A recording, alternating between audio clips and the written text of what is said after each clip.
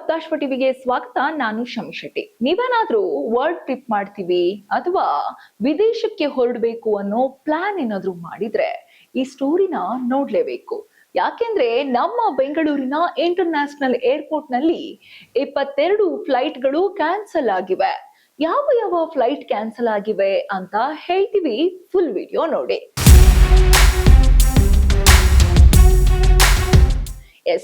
ಬೆಂಗಳೂರು ಅಂತಾರಾಷ್ಟ್ರೀಯ ವಿಮಾನ ನಿಲ್ದಾಣದಲ್ಲಿ ಇಂದು ಅಸಾಮಾನ್ಯ ಪರಿಸ್ಥಿತಿ ನಿರ್ಮಾಣವಾಗಿದೆ.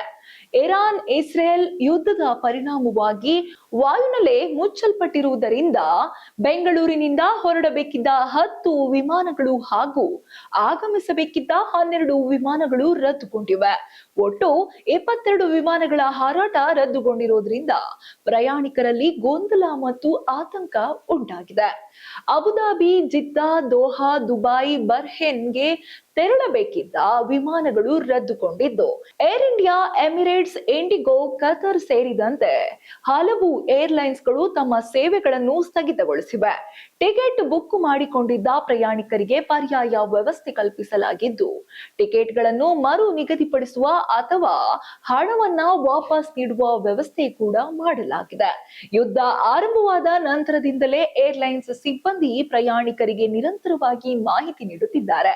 ಫ್ಲೈಟ್ ಕನ್ಫರ್ಮ್ ಆಗದೆ ಏರ್ಪೋರ್ಟ್ಗೆ ಬಾರದಂತೆ ಪ್ರಯಾಣಿಕರಿಗೆ ಸಾಮಾಜಿಕ ಜಾಲತಾಣಗಳ ಮೂಲಕ ಹಾಗೂ ಏರ್ಪೋರ್ಟ್ನ ಹೆಲ್ಪ್ ಡೆಸ್ಕ್ ಮೂಲಕ ಮನವಿ ಮಾಡಲಾಗಿದೆ. ಈ ಬೆಳವಣಿಗೆ ಪ್ರಯಾಣಿಕರ ದಿನಚರಿಯನ್ನು ಸಂಪೂರ್ಣವಾಗಿ ಅಸ್ತವ್ಯಸ್ತಗೊಳಿಸಿದ್ದು, ವಿದೇಶಕ್ಕೆ ತೆರಳಬೇಕಿದ್ದವರು ಹಾಗೂ ವಿದೇಶದಿಂದ ಬರಬೇಕಾಗಿದ್ದವರು ಸಂಕಷ್ಟಕ್ಕೆ ಸಿಲುಕಿದ್ದಾರೆ.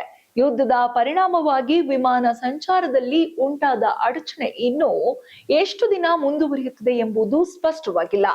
ಹಾಗೇನಾದ್ರೂ ನೀವು ಟ್ರಿಪ್ ಹೋಗ್ಲೇಬೇಕು ಅನ್ನೋ ನಿರ್ಧಾರ ಮಾಡಿದ್ರೆ ದಯವಿಟ್ಟು ಆ ನಿರ್ಧಾರವನ್ನ ಮುಂದೂಡಿಕೆ ಮಾಡಿ. ಜೀವಕ್ಕಿಂತ ಇನ್ಯಾವುದೂ ಮುಖ್ಯ ಅಲ್ಲ.